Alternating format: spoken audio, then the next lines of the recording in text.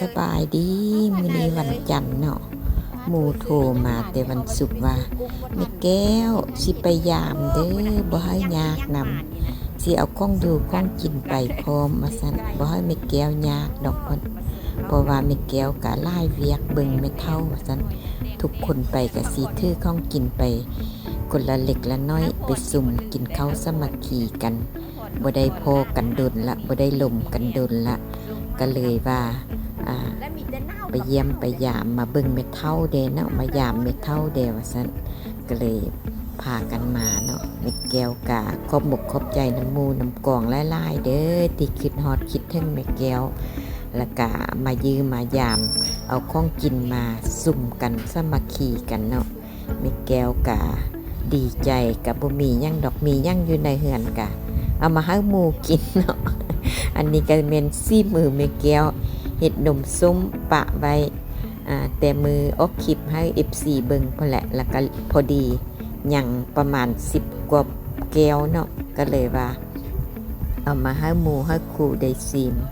มาโพกันกะสิแบบนี่แหละหมู่กองกระทึกเป็นกันเองเนาะก็บ่ได้ยากถือเป็นกันเอง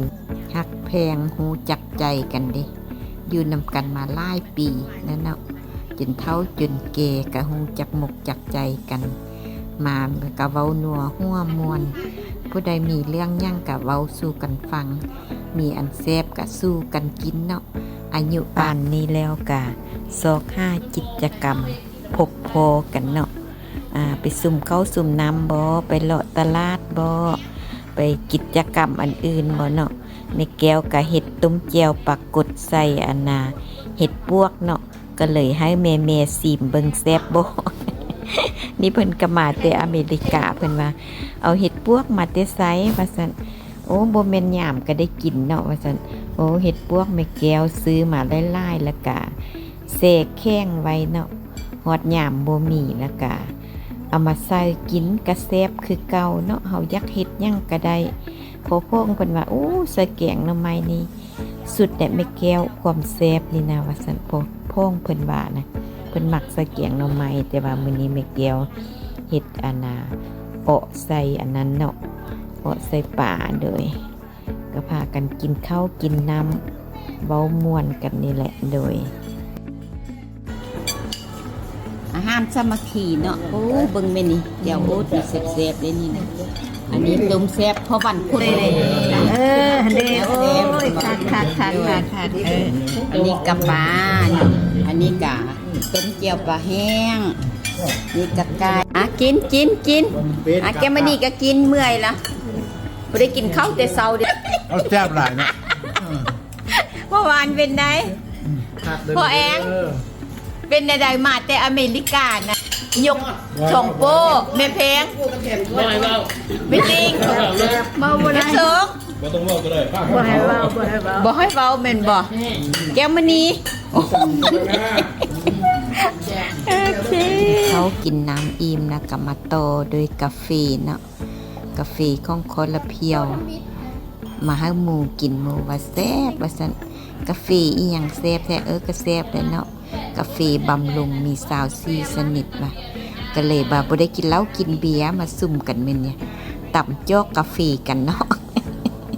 บ่ได้เปลืองเหล้าเปลืองเบียร์ดอกอันน่ะคนรุ่นนี้ไม่ส่งเพิ่นว่ามักแซ่บว่าซั่นโดย